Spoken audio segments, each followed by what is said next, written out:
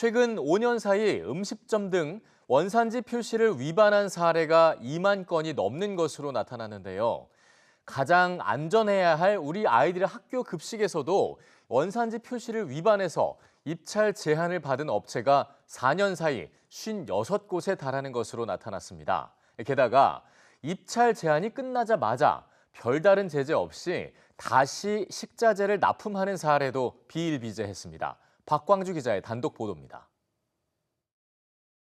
지난 2021년 경기도의 한 식자재 업체는 김치의 원산지 표시를 위반해 한 달여 동안 학교 급식에 입찰을 할 수 없게 됐습니다.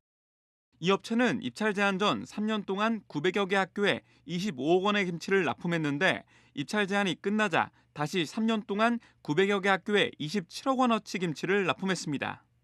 입찰을 진행한 학교들은 이 업체들이 규정을 위반했다는 사실을 확인할 방법조차 없었습니다.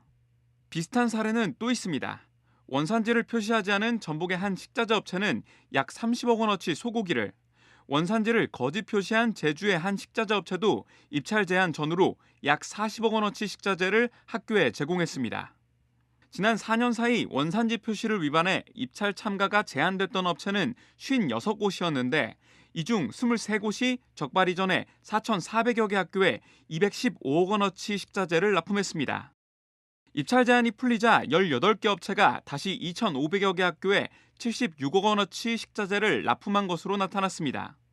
더 큰 문제는 이처럼 원산지 표시 규정을 어긴 업체들이 다시 식자재를 학교에 납품하더라도 교육당국에는 관리와 단속 권한이 없다는 겁니다.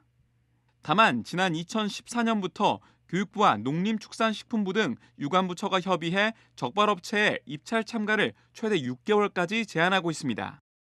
하지만 식자재 업체들이 규정 위반으로 적발된 이력이 있는지를 일선 교육 현장에서는 확인할 수 없는 상태로 입찰에 임해야 합니다. 이 수사기관이 조금 더 원활하게 교육당국에 정보를 공유해 준다면 즉각적인 조치가 가능하지 않을까 생각을 하고요. 또 6개월 입찰 제한으로는 부족하다는 생각입니다. 이 위반 업체가 다시는 학교 급식에 입찰받을 수 없도록 하는 강력한 처벌 규정을 지난 21대 국회에 이어 22대 국회에서도 식품위생법을 위반해서 문제가 된 업체의 입찰을 학교 차원에서 막는 법이 발의되어 있는 상황입니다.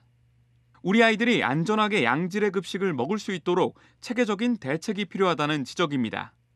EBS 뉴스 박광주입니다.